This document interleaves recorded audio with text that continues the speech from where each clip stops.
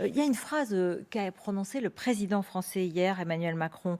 «À court terme, je pense que la guerre va continuer, je ne suis pas optimiste». C'est l'état d'esprit français aujourd'hui?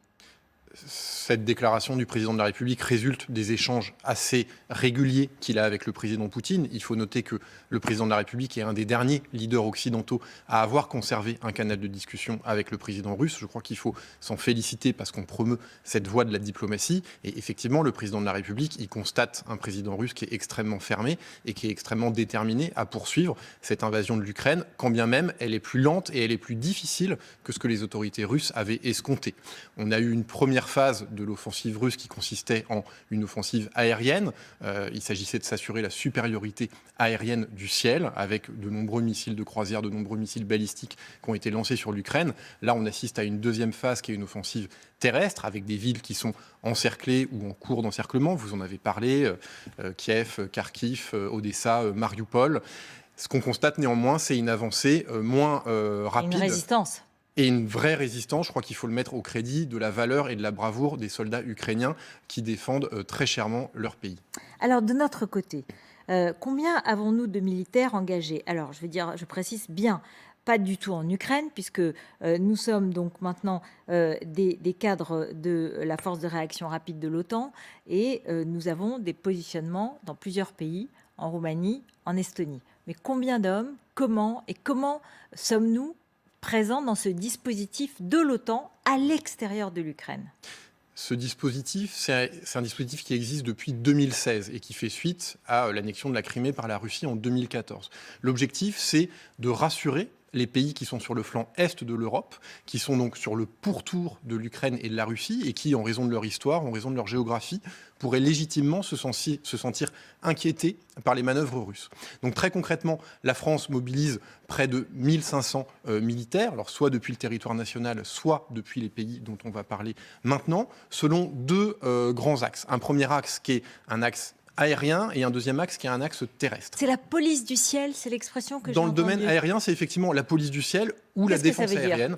Ça veut dire garantir l'inviolabilité d'un espace aérien. Donc par exemple, Mais en ce moment, pas de l'espace aérien ukrainien, hélas, mais non. de l'espace aérien de ces pays limitrophes, hein. Voilà, donc il y a trois pays dont on assure la police du ciel et la défense aérienne. C'est d'abord la Pologne. Donc il y a tous les jours des patrouilles d'avions Rafale qui décollent de Mont-de-Marsan avec un avion ravitailleur qui lui décolle d'Istres et qui vont faire des patrouilles de police du ciel en Pologne pour prévenir toute incursion, s'il y avait une velléité russe de venir faire une incursion dans le ciel polonais. Ces avions Rafale français sont là pour éviter cette incursion. Donc ça, c'est en Pologne. Nous aurons à partir de la mi-mars en Estonie 4 avions de chasse Mirage 2000 qui seront positionnés en Estonie et qui feront cette même action de police du ciel, mais dans tous les pays baltes. Et puis nous avons, depuis le porte-avions Charles de Gaulle, qui embarque des avions Rafale marine, des patrouilles qui décollent donc du pont du Charles de Gaulle qui se trouve aujourd'hui en Méditerranée et qui surveillent le ciel roumain. Voilà, donc dans tous ces pays-là, il y a une présence de l'armée de l'air française pour prévenir toute velléité russe de faire une incursion dans ces territoires. D'accord, ça c'est sur le plan aérien. Et sur le plan purement terrestre, nous avons des hommes en Roumanie. En Roumanie et en Estonie. Alors nous avons aujourd'hui à peu près 300 militaires français qui sont en Estonie, qui seront relevés au courant du mois de mars par 200 militaires français qui sont en partance pour l'Estonie. Et nous avons déployé, et la ministre Florence Parly s'y est rendue ce dimanche, en Roumanie 500 militaires français, essentiellement des soldats de montagne, des chasseurs alpins, des troupes de montagne, qui sont là pour des manœuvres, des exercices avec les forces armées belges, avec les forces armées américaines et bien évidemment avec les forces armées roumaines. Le signal qu'on envoie, c'est un signal de renforcement du dispositif militaire de ces pays qui sont au pourtour de l'Ukraine et de la Russie. Et c'est un signal qu'on envoie à la Russie. Pas un pas de plus, vous êtes ici dans des pays de l'OTAN, qui est une alliance défensive, avec une clause de solidarité, c'est l'article 5 du traité de l'OTAN, une sorte de clause des mousquetaires, tous pour un pour tous. Et donc le signal qu'on envoie, c'est cohésion de l'alliance vis-à-vis de toute velléité russe. Qui doit être adopté à l'unanimité si jamais il était activé. Donc est-ce qu'on est sûr que ce serait le cas? Alors, nous n'en sommes pas là. Moi, je ne fais pas de guerre fiction. Le message qu'on envoie, c'est un message de cohésion au sein des 30 pays de l'OTAN.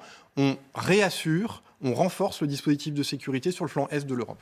Voilà, ça c'est ce qu'on dit pourtant. Alors le président Zelensky ukrainien aujourd'hui a dit ça fait 13 jours qu'on entend des promesses, 13 jours qu'on nous aidera dans le ciel, qu'il y aura des avions qu'on nous les livrera. C'est vrai ça? Enfin, enfin, théoriquement, ce serait considéré comme une incursion de notre part d'aller en Ukraine. Alors, il n'est pas question pour la partie française, et je crois pour aucun des pays de l'Alliance, que de rentrer dans le conflit entre l'Ukraine et la Russie. Et donc, il n'y a pas de manœuvre prévue, que ce soit terrestre, que ce soit aérienne, en Ukraine. Les choses sont extrêmement claires. Ensuite, il y a une aide militaire pour l'Ukraine qui consiste en de la livraison d'équipements militaires. Et ensuite, chaque pays décide du type d'équipement, du nombre d'équipements qu'il peut ou veut fournir à l'Ukraine. Pour notre part, côté français, nous avons, dès le début du conflit et à la demande du président Zelensky, qui s'entretient quasi quotidiennement avec le président Macron, livré des équipements tels que des gilets pare-balles, des casques, des trousses de secours, des équipements de déminage et d'autres équipements militaires, létaux ou non létaux, sur lesquels, à dessein, on ne communique pas, en soutien aux forces armées ukrainiennes. C'est vrai qu'aujourd'hui, le Pentagone a estimé qu'il y avait 2000 à 4000 soldats russes morts en Ukraine. Est-ce que c'est aussi la conclusion de nos informations? C'est un chiffre que je ne suis pas en mesure de vous confirmer ce soir. Et est-ce qu'on aide aussi les Ukrainiens dans d'autres domaines, dans le renseignement, grâce à nos possibilités de vision et d'analyse du terrain? Est-ce qu'on échange des informations entre Américains et Français, mais surtout comme Français, avec ce qu'on arrive à recueillir comme information? L'aide militaire, elle consiste en cette livraison d'équipements, qui sont des équipements significatifs, pour prêter main forte aux forces armées ukrainiennes. Il y a une aide financière qui est donnée par la France, c'est 300 millions d'euros qui ont été décidés, et puis une aide humanitaire, 100 millions d'euros, qui sont destinés à des produits de première nécessité, à des médicaments au profit des Et le populations reste, on n'en ukrainiennes. parle pas? Le reste, on n'en parle pas forcément.